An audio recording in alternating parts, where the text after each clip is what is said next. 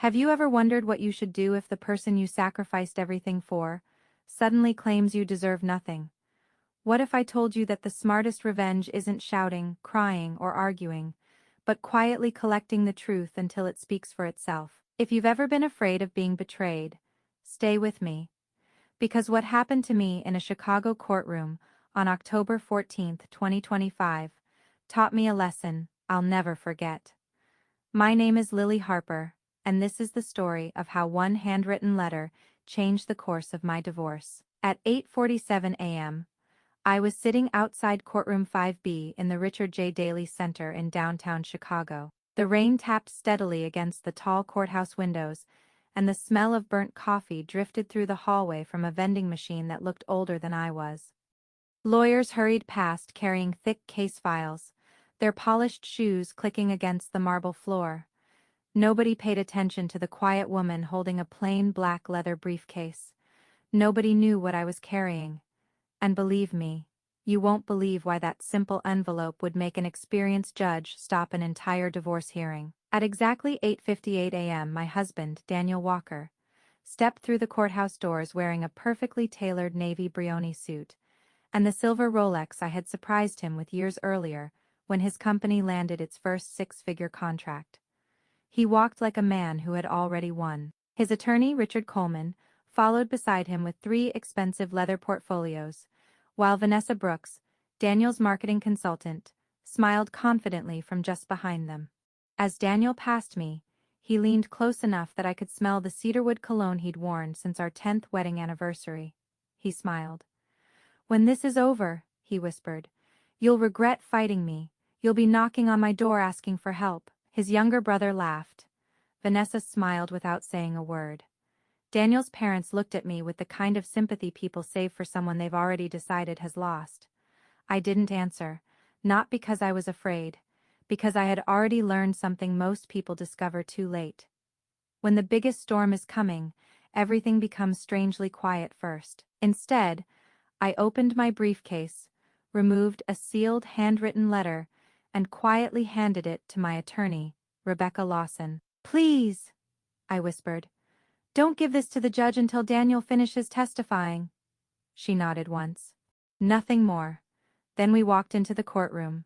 What Daniel didn't know, what Vanessa didn't know, what not a single person inside that courthouse knew, was that every sentence inside that letter could be proven with documents, bank records, emails, contracts, and dates stretching back 15 years. And one simple question from the judge would eventually destroy everything Daniel thought he had protected. But to understand why that letter mattered, you need to understand the man I married. Back in February 2010, Daniel wasn't a successful architect. He wasn't wealthy. He wasn't even employed. Chicago was buried under snow that winter. The wind coming off Lake Michigan rattled the loose windows of our tiny apartment near Logan Square, and our old radiator clicked all night without ever making the place truly warm. Daniel spent most mornings sitting at our second-hand kitchen table with architectural sketches scattered beside his Dell laptop and a half-empty mug of cheap coffee growing cold. 6 architecture firms had rejected him in 4 months. His father's construction company had collapsed after the housing market crash, leaving the family more than $410,000 in debt. One Tuesday evening, just after 9:15 p.m., Daniel quietly closed his laptop. "I think I'm finished," he said. "I don't think anyone's ever going to believe in me." I reached across the table and squeezed his hand. "They don't have to." He looked up. "You'll build something they'll wish they'd invested in." Looking back now, I realize those words didn't just encourage him. They changed both of our lives. Daniel spent most mornings sitting at our second-hand kitchen table with architectural sketches scattered beside his Dell laptop and a half-empty mug of cheap coffee growing cold. 6 architecture firms had rejected him in 4 months. His father's construction company had collapsed after the housing market crash, leaving the family more than $410,000 in debt. One Tuesday evening, just after 9:15 p.m., Daniel quietly closed his laptop. "I think I'm finished," he said. "I don't think anyone's ever going to believe in me." I reached across the table and squeezed his hand. "They don't have to." He looked up. You'll build something they'll wish they'd invested in. Looking back now, I realize those words didn't just encourage him. They changed both of our lives. You won't believe what Daniel would eventually build behind my back. Before we continue, if you've ever helped someone build a dream only to feel forgotten later, take a second to like this video, subscribe, and tell me in the comments. Would you have kept believing in Daniel, or would you have walked away much sooner? Because 3 weeks before our divorce hearing, one email landed in my inbox by accident, and what I found inside, it wasn't evidence of an affair. It was something far more dangerous. Have you ever received an email that completely changed the way you saw someone you loved? Because on September 18, 2025, at exactly 4:18 p.m., that's exactly what happened to me. School had just let out. I was sitting at the dining room table in our home in Naperville, Illinois, grading essays about the U.S. Constitution. The windows were cracked open just enough to let in the cool breeze of an early Chicago fall. My third cup of coffee had gone cold beside my laptop, and soft jazz played from the kitchen speaker. Then my phone buzzed. The sender made my stomach tighten. Daniel Walker. The subject line read, "Vendor Contracts Final Review." That immediately felt strange. Daniel never sent me company files anymore. Not after Vanessa joined the business. I almost deleted the email without opening it. Something told me not to. Looking back now, that tiny decision may have saved my future. I clicked the first attachment. It wasn't a vendor contract, it was a property transfer agreement. The building located at 1847 West Fulton Street, valued at $3.8 million, had quietly been transferred into a company called North Harbor Holdings, LLC. I'd never heard of it. Then I opened another file. Another building. Another LLC. Another signature. Within 20 minutes, I counted 7 commercial properties, 3 investment accounts, and multiple architectural copyrights transferred into companies that had never appeared in any of our joint financial statements. Then one detail made my heart stop. Every company listed the same managing member, Vanessa Brooks. I leaned back in my chair. The room suddenly felt smaller. This wasn't simply cheating. This wasn't even preparing for divorce. This was planning to erase 15 years of my life as if I had never existed. And here's what still shocks me today. You won't believe how carefully Daniel had planned it. Every transfer happened between March and August of 2025, exactly 6 months before our divorce hearing. Not random, not emotional, calculated. That night, Daniel came home around 9:35 p.m. He smelled like grilled steak and expensive cologne. Earlier that evening, I'd seen Vanessa post a photo from Gibson's Bar and Steakhouse on Instagram. She wasn't alone. The second wine glass across from her wasn't visible, but I already knew whose it was. Daniel walked inside, smiling. "Hey," he said casually. "How was your day? Pretty normal? You, busy meetings." He never blinked, never hesitated, never realized I'd already seen enough to know the truth. Sometimes the most dangerous lie is the calmest one. While Daniel showered upstairs, I forwarded every attachment from his email to an encrypted flash drive and uploaded copies to a secure cloud account under a new password. Then I permanently deleted every trace from my inbox. Daniel never discovered his mistake. Not the next day. Not even after the trial began. 3 days later, I met someone who would completely change my strategy. Her name was Megan Sullivan. If you've ever met someone whose face immediately tells you they notice details everyone else misses, you'd understand Megan. She had silver reading glasses resting halfway down her nose, a legal pad filled with handwritten notes, and the calm voice of someone who had spent 20 years uncovering financial deception. Her office overlooked the Chicago River, and the only sound in the room was the hum of traffic crossing the Wacker Drive Bridge. She spent nearly 30 minutes reviewing the documents without saying a single word. Finally, she looked at me. "Lily, do you know what these are? Hidden companies?" She slowly shook her head. "They're much worse." She turned her computer monitor toward me. "This is called asset concealment." She highlighted 3 dates. "Every one of these transfers happened after the marriage, but before the divorce filing." She paused. If a judge believes these assets were intentionally hidden, the consequences become much bigger than property division. For the first time since discovering the emails, I felt hope. Not because Daniel might lose, because the truth finally had evidence. Over the next 4 weeks, Megan built a timeline so detailed that it looked less like divorce preparation and more like a federal financial investigation. Every Tuesday morning, we'd spread documents across a conference table: tax returns, wire transfers, corporate registrations, payroll records, property deeds, bank statements, thousands of pages. Every answer uncovered another question. Every document exposed another lie. Then came the discovery that neither of us expected. Buried inside an archived email folder from August 2024 was a conversation Daniel believed had been permanently deleted. The subject line read, "Before she finds out." Vanessa wrote first, "Everything will be protected before Lily knows." Daniel replied, less than 4 minutes later, "By the time she figures it out, there won't be anything left to divide." I couldn't breathe.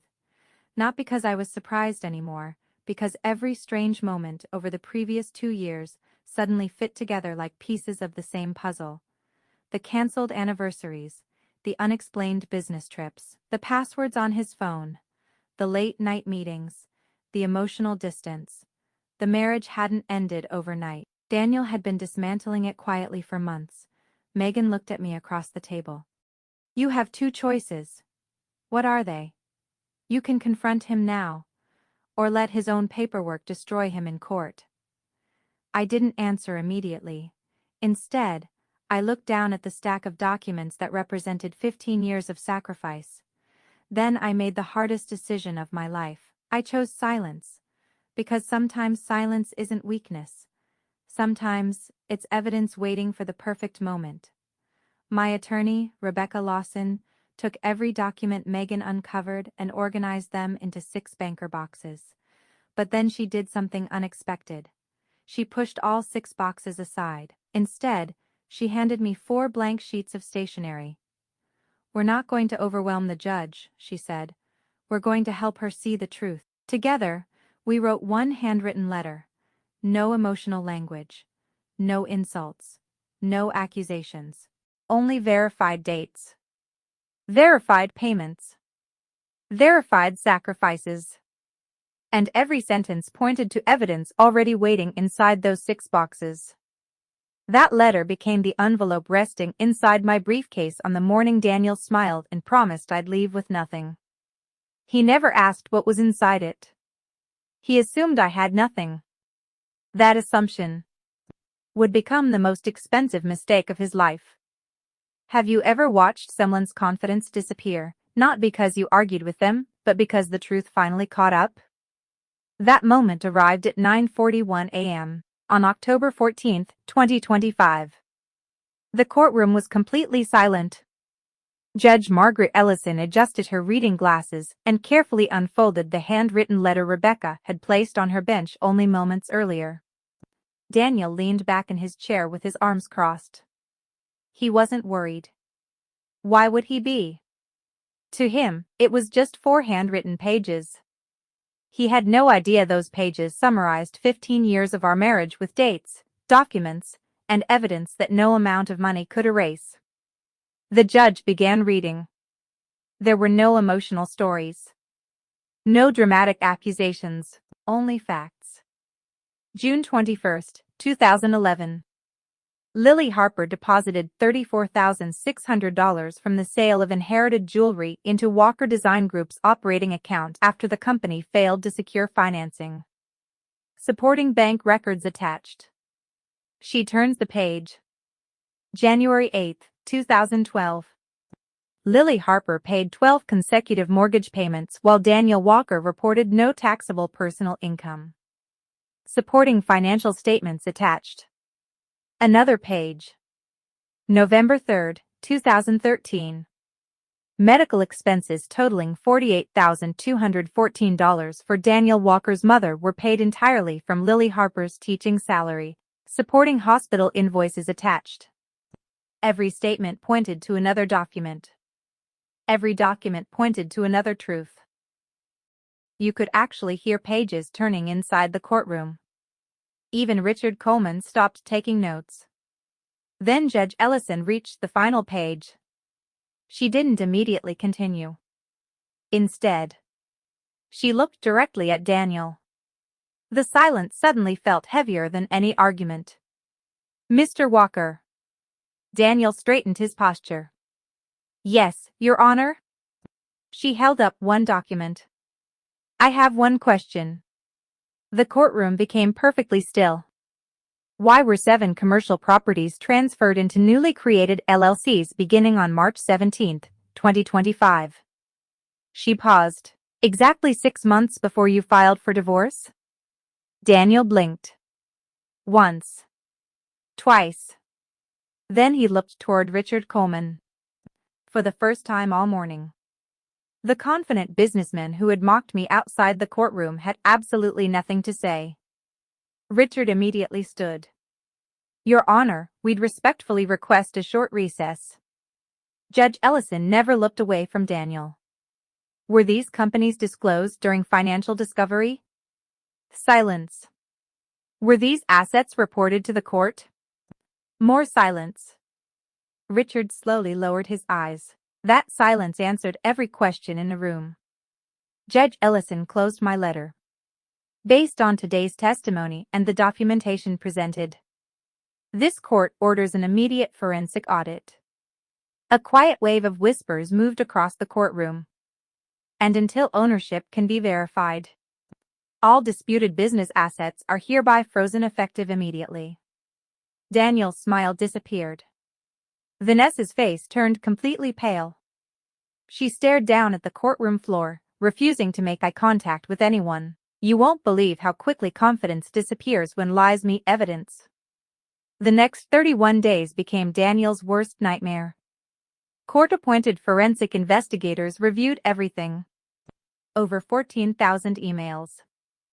9 years of corporate tax filings. Wire transfers. Property records. Payroll reports. Server backups. Even deleted email archives that Daniel believed had vanished forever. The investigation uncovered more than anyone expected. $6.7 million in concealed marital assets. 3 shell companies. False consulting invoices. Backdated contracts. Payments routed through businesses controlled by Vanessa Brooks. Every discovery made the previous one look smaller. The evidence wasn't complicated. It was overwhelming. Daniel hadn't simply hidden money. He had created an entire financial maze hoping the court would never find the exit. But paperwork has one advantage over lies. It never forgets. The final hearing took place on November 18, 2025. Chicago's first snow had dusted the sidewalks outside the Daily Center. The freezing wind pushed people through the courthouse doors with their coats pulled tightly around them. Daniel arrived alone. No Vanessa. No confident smile. No expensive jokes. Even Richard Coleman looked exhausted after weeks of responding to investigators. Judge Ellison reviewed the final forensic report for nearly 15 minutes before speaking. The court finds that Mr. Daniel Walker knowingly concealed substantial marital assets and intentionally provided incomplete financial disclosures. She turned another page. The documentation prepared by Mrs. Lily Harper proved both credible and essential in uncovering the true financial record. Then came the sentence Daniel had spent months trying to avoid. Accordingly, the court orders an equal division of all verified marital assets, including those previously concealed through shell companies. The courtroom remained silent. No celebration. No applause. Justice rarely makes noise. Daniel slowly lowered his head. The same man who had promised I would leave with nothing had just lost millions because he believed the truth could be hidden forever. As people began leaving, I quietly packed my briefcase. The same briefcase that had carried one simple letter. I had almost reached the courthouse exit when I heard footsteps behind me. Lily. I turned around. Daniel stood there by himself. No audience. No confidence. Just regret. I owe you an apology. His voice was quieter than I'd ever heard it. I kept telling myself I built everything alone. He looked down at his hands. I convinced myself that once I became successful, everything you sacrificed stopped mattering. For a moment, neither of us spoke. Then I answered. You didn't lose because of my letter. He looked confused. You lost because you underestimated the only person who believed in you before anyone else did. I walked away. This time, he didn't try to stop me. 6 months later, I used part of my settlement to open Harper Financial Advocacy, a nonprofit organization in downtown Chicago that helps spouses understand their financial rights before divorce ever becomes necessary. By the end of 2026, we'd helped over 430 families organize records, protect shared assets, and avoid the mistakes I once made. People often ask me whether winning the case felt like revenge. The answer always surprises them. Revenge would have been watching Daniel lose everything. That wasn't what I wanted. What I wanted was the truth, because truth lasts longer than revenge. Money comes and goes. Businesses rise and fall. But integrity stays with you long after the courtroom is empty. The judge didn't give me my dignity. He simply uncovered what had always been there. And if there's one lesson I hope you take from my story, it's this. Never underestimate the quiet person who keeps the receipts. If this story moved you, don't forget to like, subscribe, and share it with someone who needs to hear it. You never know who might be one document away from changing their entire future.